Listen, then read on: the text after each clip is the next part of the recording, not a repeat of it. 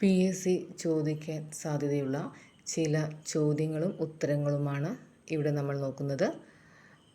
2024 32ാമത് എഴുത്തച്ഛൻ പുരസ്കാരം ലഭിച്ചത് NS Madhavan. PN ഗോപികൃഷ്ണൻ്റെ ഏത് കവിതാ സമാഹാരത്തിനാണ് 53ാമത് ഓടക്കുഴൽ പുരസ്കാരം ലഭിച്ചത്? കവിത മാംസഭോജി.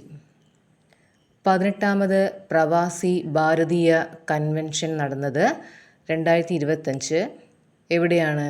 ഭുവനേശ്വർ. ഇന്ത്യയുടെ 52ാമത് ചീഫ് ജസ്റ്റിസായി നിയമിതനായത് RS ഗവായ്.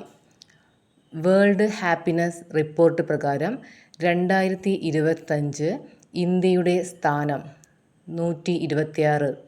ഗുജറാത്തിലെ ആദ്യ മാതൃകാ പരിസ്ഥിതി ഗ്രാമം ദജ്ജ്. ഇന്ത്യൻ പ്രീമിയർ ലീഗിൻ്റെ ഏറ്റവും പ്രായം കൂടിയ ക്യാപ്റ്റൻ എന്ന റെക്കോർഡ് നേടിയത് MS Dhoni. 2025 Khelo India youth ഗെയിംസിൻ്റെ ഭാഗ്യചിഹ്നം ഗജസിംഹ. ഇന്ത്യയിലെ 107ാമത്തെ ദേശീയോദ്യാനം സിംലിപാൽ. ലോകാരോഗ്യ സംഘടനയുടെ വയോജന സൗഹൃദ നഗരങ്ങളുടെ ശൃംഖലയിൽ ഉൾപ്പെട്ട കേരളത്തിലെ നഗരം കോഴിക്കോട്. ചക്രവർത്തി മോഡൽ എന്നറിയപ്പെടുന്ന പഞ്ചവത്സര പദ്ധതി 3. ഭൂമിയുടെ പലായന പ്രവേഗം 11.2 km/s. രാമകൃഷ്ണപിള്ള സ്വദേശാഭിമാനി പത്രത്തിൻ്റെ എഡിറ്ററായ വർഷം 1906. കേരളത്തിലെ സ്വകാര്യ മേഖലയിലെ ആദ്യത്തെ ജലവൈദ്യുത പദ്ധതി മണിയാർ. ഭൂമധ്യരേഖ കടന്നുപോകുന്ന ഏറ്റവും വലിയ രാജ്യം ബ്രസീൽ. കേരള മോഡൽ എന്നറിയപ്പെടുന്ന പഞ്ചവത്സര പദ്ധതി 10. ജാതിനാശിനി സഭ രൂപീകരിച്ചത് ആനന്ദതീർത്ഥൻ. മുഗൾ സാമ്രാജ്യത്തിലെ ബുദ്ധിമാനായ വിഡ്ഢി എന്നറിയപ്പെടുന്ന ഭരണാധികാരി ഔറംഗസീബ്.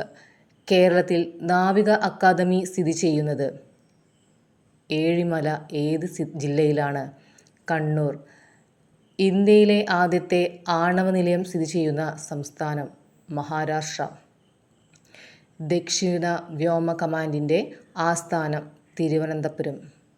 ചവിട്ടുനാടകം എന്ന കലാരൂപം ഏത് വിദേശീയരാണ് കേരളത്തിൽ പ്രചരിപ്പിച്ചത്? പോർച്ചുഗീസ്. വിഴിഞ്ഞം തുറമുഖ പദ്ധതി ഏതു മേഖലയിൽപ്പെടുന്നു? സംയുക്ത മേഖല.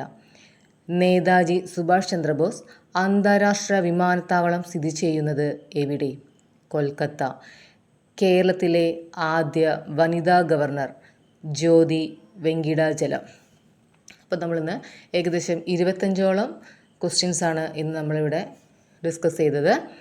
അപ്പോൾ PSCക്ക് വരാൻ സാധ്യതയുള്ളതും PSC ചോദിച്ചിട്ടുമുള്ള ക്വസ്റ്റ്യൻസാണ് ഡിസ്കസ് ചെയ്തത്. Okay, thank you.